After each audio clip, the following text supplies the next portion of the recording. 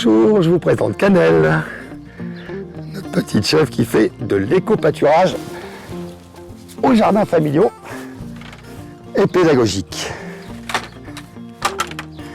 Là, tu es bien installé? Bienvenue au jardin pédagogique de la ville des Mureaux. Donc, je me présente, je suis Michel, je jardine donc, pour le compte de la ville. Et ce jardin est en fait au centre des jardins familiaux. Donc nous avons 20 jardins familiaux où les gens de la ville des Mureaux cultivent pour pouvoir nourrir leur famille des légumes biologiques. Là, nous sommes à l'entrée du jardin pédagogique. Marc, comment ça se passe? Bonjour.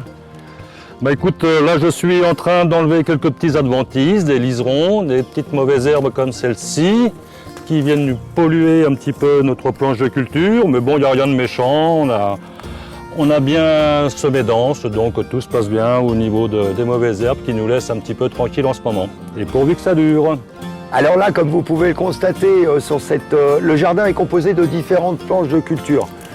Et sur cette planche, nous avons planté des pommes de terre avec les enfants des écoles. Et dans la foulée, on a fait également un semis de soucis de jardin, de camomille. Alors les ravageurs ici, nous sommes assujettis aux dorifores, c'est-à-dire que les dorifores attaquent les fans de pommes de terre.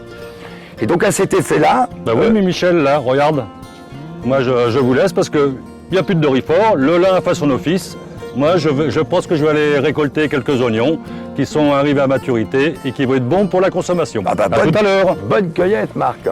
Alors, le jardin, en fait, est composé de différentes planches de culture où nous associons, en fait, différentes variétés. Donc, c'est le principe du compagnonnage. Alors, en compagnonnage, je peux vous parler de l'ail, je peux vous parler de l'oignon, je peux vous parler également de la carde.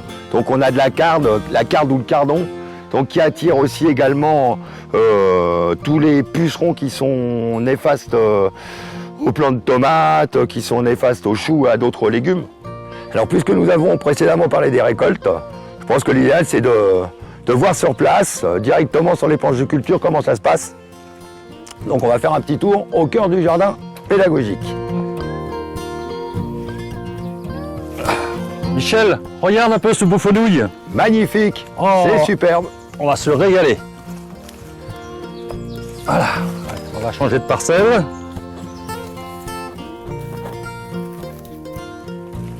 Marc, ça va? Belle cueillette? Superbe, ils sont magnifiques ces haricots, magnifiques.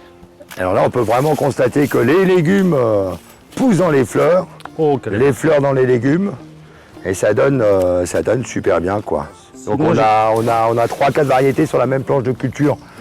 Et là, tu vas nous prendre des beaux concombres. Là-dedans. Superbe. Ils sont tout propres parce qu'ils reposent sur du broyat. Magnifique. On se retrouve tout à l'heure. On se voit tout à l'heure. Allez, zou.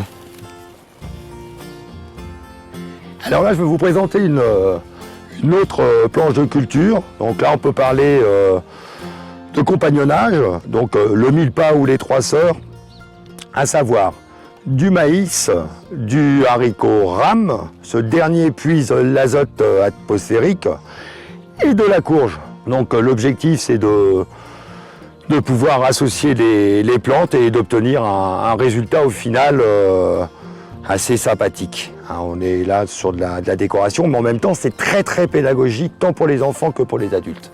Donc le mille-pas ou les trois sœurs.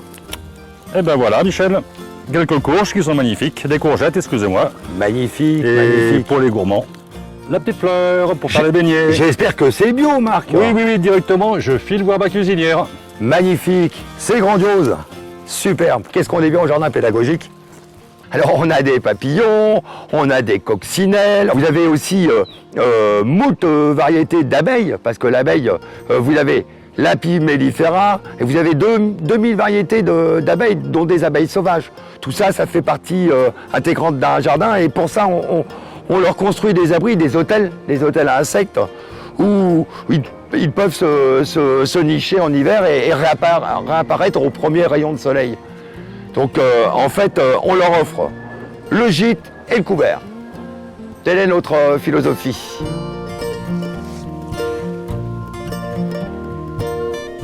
Là, vous avez encore un exemple de culture, entre parenthèses expérimentale, à savoir des planches de culture en lasagne. Donc sur ces planches, vous avez des tomates, vous avez des courgettes, vous avez même du trèfle lotier. Sur l'autre planche, toujours en culture en lasagne, vous avez des tomates, vous avez des courges de garde, à savoir des coloquintes. Je pourrais vous parler des heures du jardin. Pour le reste, on a traité différents sujets comme le compagnonnage, l'intérêt des insectes pollinisateurs au jardin potager, les hôtels à insectes, les différentes variétés.